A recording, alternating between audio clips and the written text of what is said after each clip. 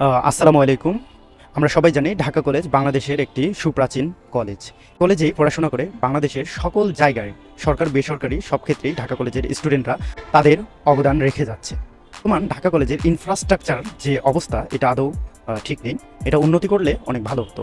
আমরা জানি ঢাকা কলেজে মোট 3টি বিল্ডিং রয়েছে, একটি দোতলা, একটি চারতলা এবং আরেকটি নতুন 10তলা করেছে। পুরাতন যে দোতলা এবং চারতলা বিল্ডিং রয়েছে এটার অবস্থা অনেক নাজুক। এখানে কোনো ওয়াশরুমের অবস্থা ভালো নেই, প্লাস ক্লাসেরও অবস্থা ভালো নেই।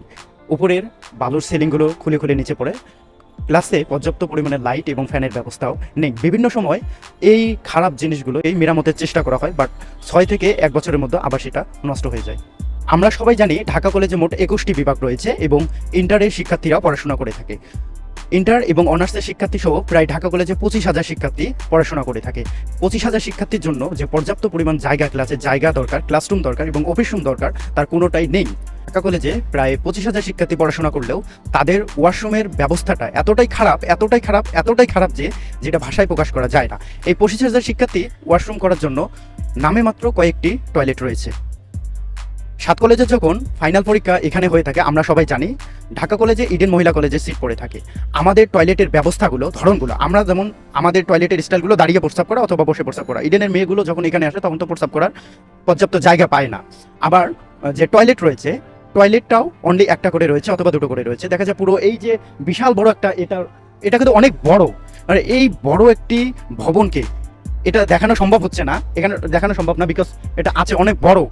এই অনেক বড় ভবনে যে কয়টা ওয়াশরুম থাকার কথা মোটেও সে কয়টা নেই। ইডেনের শিক্ষার্থীরা এখানে পরীক্ষা দিতে আসে, তখন তাদের জরুরি কাজগুলো তারা এখানে সারতে পারে না।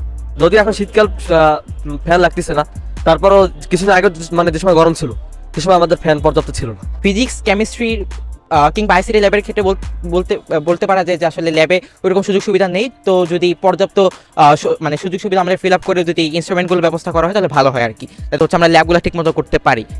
আমার পিছনে যে বিল্ডিংটি দেখতে পাচ্ছেন, এই বিল্ডিংটির বয়স সবেমাত্র 2 থেকে 2.5 বছর হয়েছে। এখনও এই বিল্ডিংয়ে লিফট লাগানো হয়নি। দুঃখজনক বিষয় হলো এটাও সত্যি যে এই বিল্ডিংয়ের ওয়াশরুমের ব্যবস্থাগুলো প্রচুর খারাপ। নতুন জিনিস স্থাপন করা হলেও সেগুলো এতটা নর্মাল এবং খারাপ কোয়ালিটির জিনিসপত্র ইউজ করা হয়েছে যে উদ্বোধনের 1 বছর পরেই সবকিছু নষ্ট হয়ে গেছে। এই বিল্ডিংয়ের বয়স 2 থেকে 2.5 বছর। ওয়াশরুমের এতটাই নাজেহাল অবস্থা যে চলুন আপনাদের নিজ চোখেই আপনারা দেখুন। বেসিনের উপরে আয়না নেই, এগুলো তো ভেঙে গেছে, সব ভেঙে গেছে।